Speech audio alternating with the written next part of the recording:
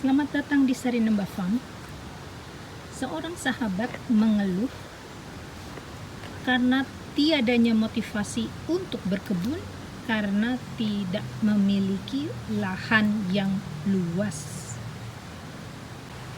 Saya kurang setuju karena bila kita menanam sayur untuk konsumsi sendiri satu keluarga, maka tidak perlu memiliki lahan atau tempat yang luas. Inilah sudut teras kami, 2,5 meter kali 1 meter, yang menurut perhitungan kami adalah luas teras yang cukup sering di keluarga Indonesia, 2,5 kali 1 meter. Ini cukup untuk menampung semua sayuran yang bisa menjadi bahan konsumsi satu keluarga. Jadi teman-teman, sayuran-sayuran ini ditanam di wadah yang cukup kecil sampai sedang, tidak ada yang besar, tetapi bisa menjadi bahan konsumsi untuk kita sekeluarga sehari-hari. Ada 4 persyaratan sebelum kita menentukan sayuran apa yang akan kita tanam dan kita letakkan di teras kita. Persyaratan pertama adalah sayuran itu harus sering dikonsumsi oleh kita dan keluarga. Persyaratan kedua adalah sayuran itu harus mudah ditanam. Persyaratan ketiga adalah usianya relatif pendek sampai dipanen. Dan persyaratan terakhir adalah tidak memerlukan wadah apapun kecuali pot yang kecil atau sedang atau polybag. Tidak memerlukan teralis atau anjir atau bahan bantuan lainnya. Untuk membantu teman-teman menentukan sayuran apa yang akan ditanam dan dipelihara di teras kita, saya akan membagi pengalaman kami dengan membagi sayuran itu dalam 7 kategori. Sayuran kategori pertama adalah sayuran yang bisa dipakai untuk salad setiap harinya. Pilihan saya adalah arugula, selada, dan juga kelnero.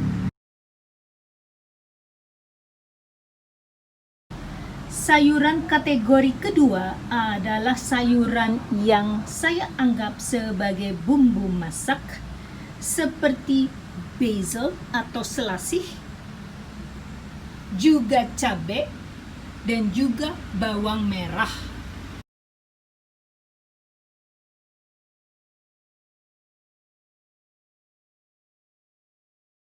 Sayuran ketiga adalah sayuran kategori pengganti makanan utama.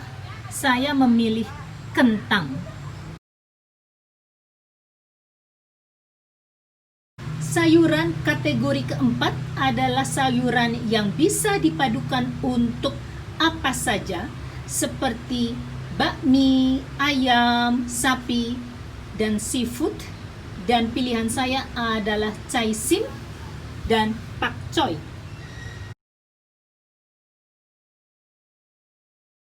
Sayuran kategori kelima adalah sayuran yang bisa dipakai untuk minuman sehat seperti seledri batang besar dan juga umbi bit.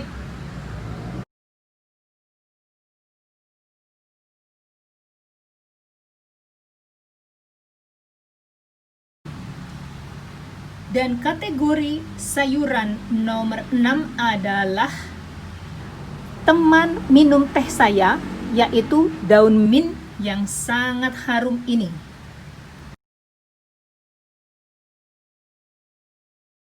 Dan sayuran kategori terakhir adalah sayuran yang bisa dipakai untuk camilan seperti kale keriting yang bisa dibuat untuk keripik.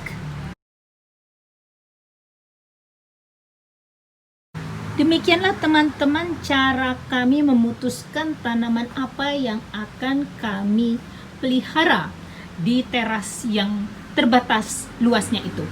Dikarenakan tempat yang terbatas, kontinuitas dari sayuran-sayuran itu harus diperhitungkan. Dengan demikian, teman-teman harus mengetahui kapan harus menanam kembali agar persediaan tetap ada. Untuk tanaman kentang, bisa dipanen setelah berumur 3-4 bulan, sehingga teman-teman harus menanam kentang lagi ketika kentang yang sekarang sudah berumur 1,5 sampai 2 bulan. Dari satu butir bibit kentang bisa dihasilkan 7-8 kilo kentang ya teman-teman, sehingga hanya perlu menanam dalam satu planter bag saja untuk keperluan satu keluarga. Untuk sawi-sawian, karena berumur sangat pendek 30-40 hari saja, maka setiap 2 minggu teman-teman sudah bisa menyemai sawi-sawian pilihan teman-teman seperti pakcoy atau chaisim atau bahkan bayam atau kangkung. Jenis selada sudah bisa dikonsumsi pada usia 40 hari setelah semai, sehingga ketika selada berumur 20 hari, teman-teman sudah siap untuk menyemai yang baru. Namun demikian, selada itu bisa dipanen dengan hanya memetik atau memotong, seperti yang saya lakukan dengan selada ini dan juga kepada arugula, sehingga bisa tumbuh kembali. Kale bisa dipanen 2 bulan setelah disemai teman-teman, tetapi karena kale bisa hanya dipotong saja daunnya sehingga daun baru bisa muncul, teman-teman tidak perlu terlalu sering menyemai. Untuk mint dan basil atau selasih, maka pengembangbiakannya sangat mudah. Teman-teman tidak perlu menyemai lagi, cukup dengan batang yang ada seperti ini dan bisa ditanam kembali ya. Basil dan mint. Umbi bit sayangnya adalah sayuran yang harus ditanam kembali bila kita mau mendapatkan umbinya ya teman-teman.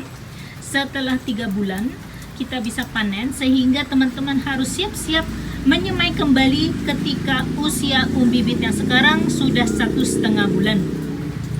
Seledri batang besar bisa dipanen ketika berumur 4-6 bulan setelah semai, sehingga teman-teman harus bersiap-siap menyemai setelah yang sekarang berumur 2-3 bulan. Namun demikian, seledri batang besar bisa hanya dipotong batangnya dan akan menumbuhkan batang yang baru. Sementara cabai dan bawang sangat berbeda walaupun sangat berkawan. Cabai bisa tumbuh sampai 2 tahun. Cabai saya yang masih kecil ini sesungguhnya sudah berbuah dan sekarang lagi berbunga untuk kedua kalinya. Sementara untuk bawang kami akan mengambil sampai akarnya, jadi harus ditanam kembali. Dengan demikian teman-teman, dengan teras seluas 2,5 meter kali 1 meter, kita sesungguhnya bisa menanam dan merawat begitu banyak sayuran yang jumlahnya cukup untuk keperluan keluarga kita. Semoga bisa menjadi inspirasi.